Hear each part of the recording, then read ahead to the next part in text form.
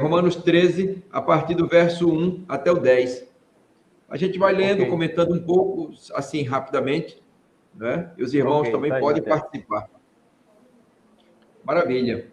Então, como já vimos, os deveres cívicos e sociais têm a ver com a cidadania, né, do cristão. Veja que já é um outro aspecto aí.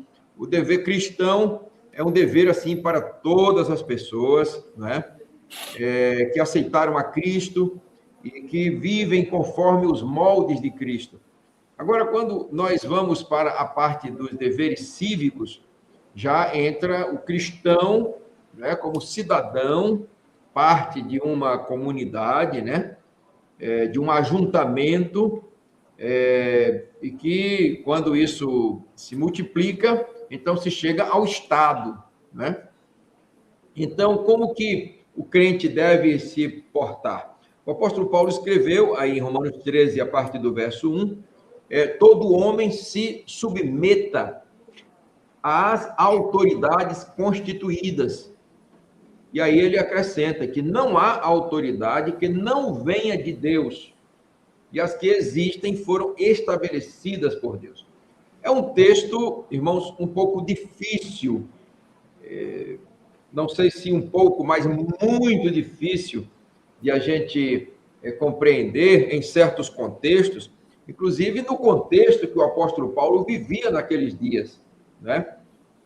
Sob líderes que eram pagãos, líderes que eram autoritários, né?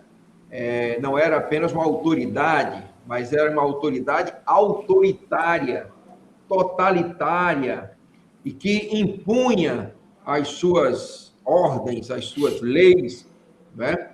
E muitas vezes essas leis conflitavam com o cristianismo, né? Com a vida cristã.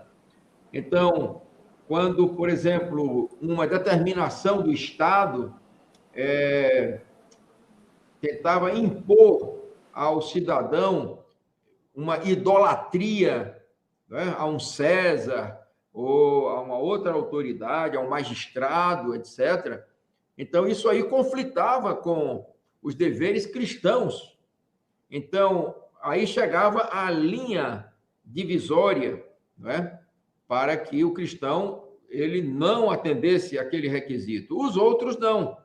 Ou seja, as leis que não conflitavam com os preceitos e os princípios de Deus deviam ser obedecidas.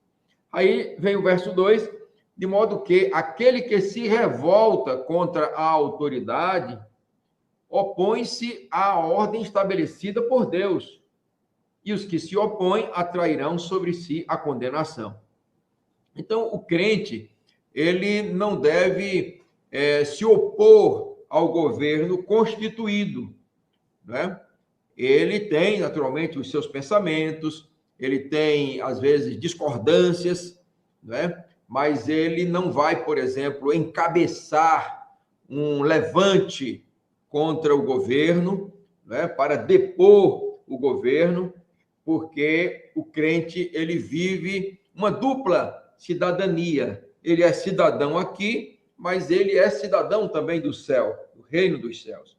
Então, a gente deve levar ao eterno as nossas inquietações, né? As nossas dores, os nossos sofrimentos, né? E os que governam, o verso 3 diz, incutem medo quando se pratica o mal, não quando se faz o bem. Queres então, diz o apóstolo Paulo, não ter medo da autoridade? Pratica o bem e dela receberás elogios. E ainda que os elogios não venham, certamente não devem vir perseguições, né? Prisões, ameaças, perdas de liberdade. Pelo menos se espera isso em regimes democráticos, onde permeia a liberdade, né? Pois a autoridade é instrumento de Deus, escreveu o apóstolo Paulo no verso 4, para te conduzir ao bem. Se, porém, praticares o mal, teme, porque não é à toa que ela traz a espada. ela é instrumento de Deus para fazer justiça e punir quem pratica o mal. Então, esse é um outro ponto que o crente deve estar atento. No verso 5, por isso é necessário submeter-se, não somente por temor do castigo, mas também por dever de consciência. Então, a gente obedece às leis, não porque a gente tema uma cadeia, uma prisão. A gente vive hoje no país, por exemplo, um regime quase totalitário, né? A gente vive isso hoje, infelizmente, com muita tristeza, a gente constata isso, né? Até militares de alto gabarito, né, de 4 estrelas, pela primeira vez já foi preso no país, né? E isso é estranho. Veja que é a primeira vez que um general de 4 estrelas é preso no Brasil. E um homem honrado, né? Um homem que se preparou a vida toda para servir à nação. Então, a gente vê algumas inversões assim de valores, mas a gente entrega-se a Deus, né? Pede a Deus que dirija a nação, que Deus tenha misericórdia de todos nós. Aí o verso 6 é também por isso que pagais impostos, pois os que governam são servidores de Deus, que se desincumbem com zelo do seu ofício. A gente sabe hoje, irmãos, que no Brasil, por exemplo, a gente trabalha 5 meses do ano para pagar impostos. É uma carga violenta e tende a ser maior, né? Claro que em outros países a gente não tem as liberdades que aqui ainda temos. Louvamos a Deus por isso. Mas essas liberdades, elas estão sendo reduzidas. Mas o apóstolo Paulo, por exemplo, ele vivia numa sociedade que tinha limites muito fortes, né? Tinha limites fortes.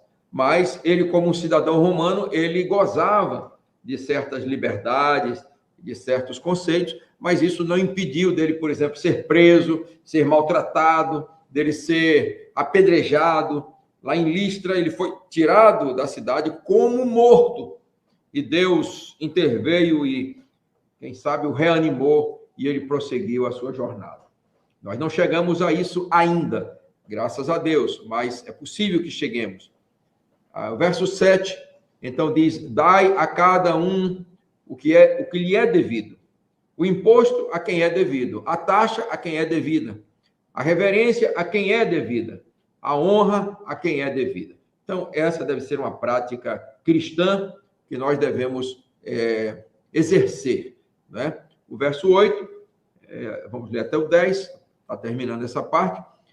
Não devais nada a ninguém. Isso é muito importante, irmãos. A não ser o amor mútuo.